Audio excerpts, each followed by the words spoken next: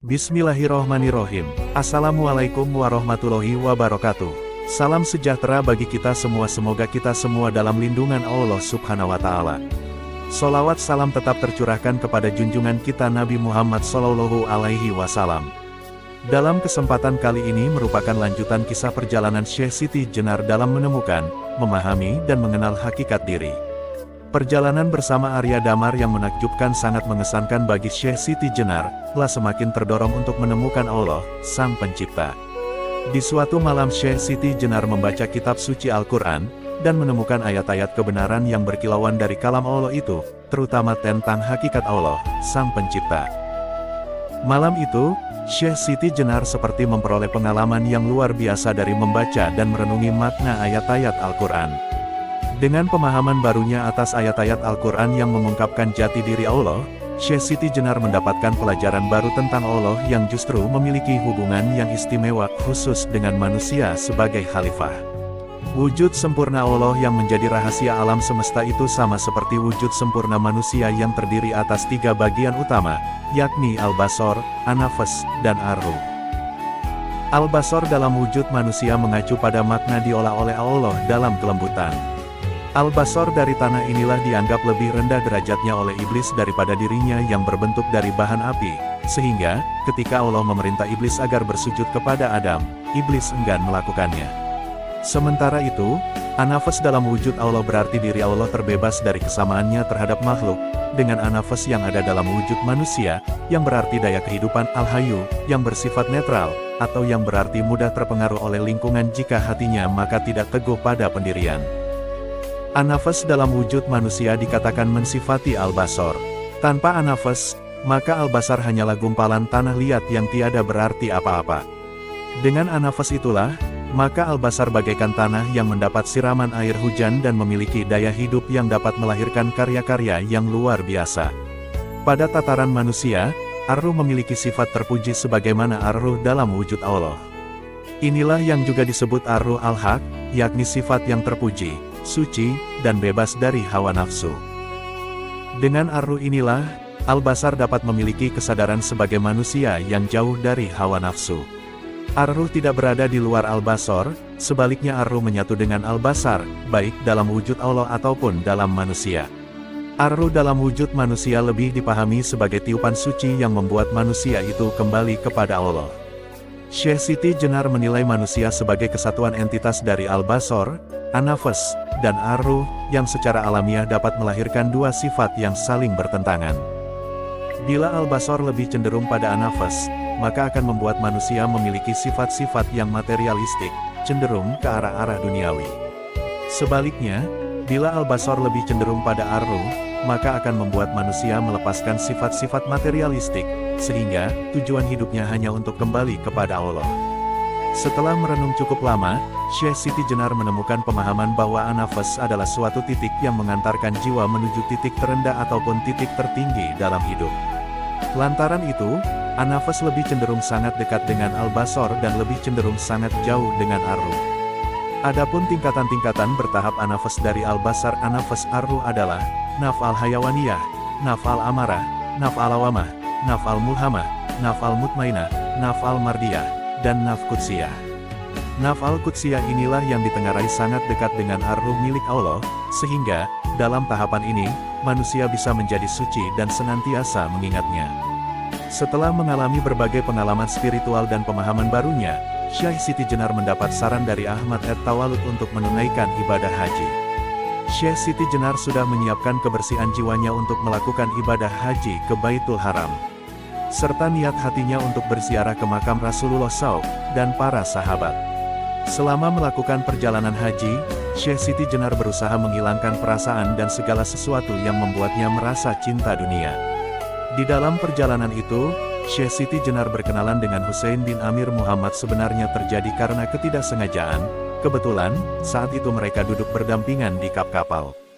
Dan, karena berdampingan itulah, akhirnya mereka menjadi kenal dan saling berbincang-bincang hingga berlanjut membahas masalah yang berkaitan dengan syariat.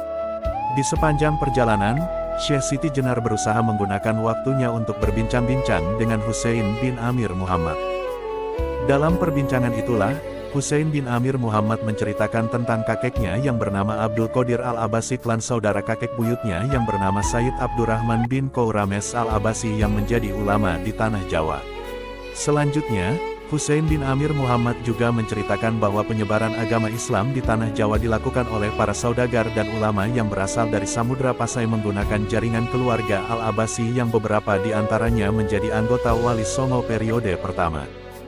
Jaringan Al-Abbasi semakin kuat manakala salah seorang keturunan Abdurrahman bin Qaurames Al-Abbasi menikah dengan putri dari Adipati Tuban. Semenjak itulah, Tuban menjadi ufuk dari keluarga Al-Abbasi, dan menjadi wilayah penyebaran agama Islam yang sangat pesat. Berdasarkan cerita dari Husain bin Amir Muhammad itulah, Syekh Siti Jenar mengetahui bahwa pengaruh Al-Abbasi di tanah Jawa, khususnya daerah Tuban, sangat kuat. Keduanya sering berbincang perihal penyebaran Islam serta adat istiadat, tradisi-tradisi hambatan dan kemajuan dakwah Islam. Di antara keduanya ada perbedaan pendapat terkait tradisi dalam berdakwah. Namun, segala keinginan Syekh Siti Jenar untuk berdebat itu dihalaunya jauh-jauh, dengan keyakinan bahwa kebenaran itu tidaklah harus diperdebatkan. Kebenaran akan menampakkan diri, sebagaimana wangi-wangian surga yang harumnya bisa menebar sendiri tanpa perlu diberitakan bahwa wangi-wangian surga adalah berbau harum.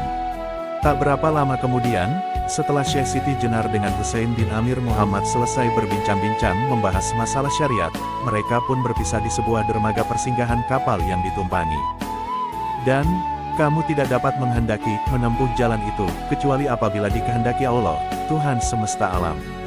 Qs. At-Takwir, 29. Itulah yang diyakini oleh Syekh Siti Jenar hingga mendarah daging di dalam dirinya. Beberapa kali, ia menemui kebenaran dari firman Allah, Sang Pencipta, tanpa pernah terbayangkan sekalipun. Dalam perjalanan ke Mekah, kapal yang ditumpangi Syekh Siti Jenar berhenti di pelabuhan Jeddah untuk mengangkut penumpang ke Makkah. Syekh Siti Jenar yang beristirahat di atas kap kapal tiba-tiba didatangi oleh seorang tua yang duduk di sampingnya. Dari sinilah awal mula Syekh Siti Jenar berkenalan dengan seorang tua itu, yang tak lain adalah Syekh Bayanullah, saudara dari Syekh Datuk Kahfi, yang tak lain adalah anak kandung dari pamannya Syekh Datuk Ahmad. Syekh Siti Jenar tidak dapat menyembunyikan rasa bahagia ketika bertemu dengan saudara sepupunya. Di perjalanan menuju tanah kelahiran baginda Nabi Muhammad SAW itu pun, ia masih dipertemukan oleh Allah dengan sanak keluarganya. Dengan demikian, ia telah menyambung tali silaturahmi yang sudah lama terputus karena mereka hidup di negara yang berbeda. Keakraban pun cepat terbangun, terutama ketika Syekh Bayanullah menceritakan tentang keluarganya dan para kerabatnya yang tinggal di kota Makkah. Seketika itu juga, Syekh Siti Jenar merasa bahwa ia tidak sendirian lagi di kota Makkah, karena ternyata memiliki banyak sanak kerabat yang tinggal di sana.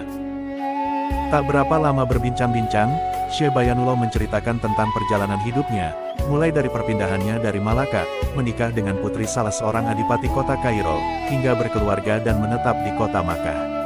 Tidak hanya itu, Syekh Bayanullah juga menceritakan tentang liku-liku perjalanannya menuntut ilmu di Samudra Pasai hingga pergi mengunjungi makam para leluhurnya di kota Hadramaut, yang berlanjut ke kota Gujarat, dan kota Makkah. Syekh Siti Jenar tertarik mengetahui cerita Syekh Bayanullah lebih lanjut. Karenanya, ia mulai bertanya tentang sanak kerabatnya yang tak lain adalah para Alawiyin yang menyebarkan agama Islam di berbagai belahan dunia. Lalu, Syekh Bayanullah menceritakan tentang para sanak kerabatnya yang menetap di tanah Jawa. Yang tidak terbayangkan oleh Syekh Siti Jenar bahwa sanak saudaranya menjadi para syaikh besar di tanah Jawa. Di antaranya adalah Syekh Maulana Ishaq, yang tak lain adalah anggota Wali Songo periode pertama. Syekh Ahmad Ali atau Sunan Ampel, yang tak lain adalah anggota Wali Songo periode kedua. Syekh Ali M. Urtado, yang menjadi guru agung di negeri Tandes Gresik.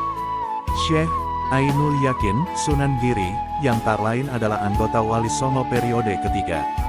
Dan Makdum Ibrahim, Sunan Bonang, yang tak lain adalah anggota Wali Songo periode ketiga. Dengan demikian, dapat dikatakan bahwa para anggota Wali Sanga masih sanak kerabat dengan Syekh Siti Jenar. Hanya saja, runtutan nasabnya tidak dijelaskan di dalam literatur. Syekh Bayanullah juga menceritakan bahwa salah seorang leluhurnya yang bernama Syekh Sayyid Abdul Malik adalah seorang ulama besar asal Hadramaut, yang berhijrah ke negeri Gujarat. Tepatnya, di kota Ahmadabad. Syekh Sayyid Abdul Malik lahir di Kasam, dekat Tarim, di Hadramaut. Itu sebabnya, kakek buyut dari Syekh Said Abdul Malik bernama Syekh Said Ali Halik Al-Qasam. Putra Syekh Said Abdul Malik yang bernama Syekh Said Amir Abdullah Khanuddin adalah mursyid Tarikat Syatariyah, yang memiliki puluhan ribu murid, telah menetap di Gujarat dan sangat dihormati oleh para penduduk setempat. Syekh Said Amir Abdullah Khanuddin mempunyai putra bernama Syekh Said Ahmad Syah Jalaluddin. Telah merupakan mursyid penerus Tarikat Syatariyah yang banyak dimintai fatwa dan pendapat oleh para raja dan ulama yang menyebarkan agama Islam di belahan dunia. Syekh Said Ahmad Syah Jalaluddin selama mudanya pernah menjabat sebagai raja di kerajaan Hindia Lama, sebelum akhirnya diangkat menjadi mursyid oleh ayahnya. Mendengar cerita Syekh Bayanullah tentang sanak kerabatnya yang menjadi ulama besar sekaligus penyebar agama Islam di berbagai belahan dunia, Syekh Siti Jenar merasakan kebanggaan yang sempat membuat pikirannya tidak tertuju kepada Allah. Namun, tak berapa lama, ia menyadari hal tersebut, kemudian segera mengalihkan kilasan-kilasan pikirannya dengan memperteguh keyakinan bahwa ia tidak boleh membanggakan dan mengalihkan pikiran selain kepada Allah. Itulah sebabnya, ia lebih senang menjadi pendengar setia dari cerita-cerita sanak kerabatnya yang menjadi ulama besar di berbagai belahan dunia. Syekh Siti Jenar berteguh hati bahwa perjalanannya menuju tanah haram adalah untuk menyucikan jiwa sebagai ahli ibadah yang sedang menjalankan amalan ibadah untuk senantiasa mengarahkan hati kepada Allah. Di akhir perbincangan, Syekh Bayanullah menyarankan agar Syekh Siti Jenar mengikuti Tarikat Syatariyah untuk menyambung kembali nasab keluarga Alawiyin. Bersambung. Nantikan kisah selanjutnya. Wassalamualaikum warahmatullahi wabarakatuh.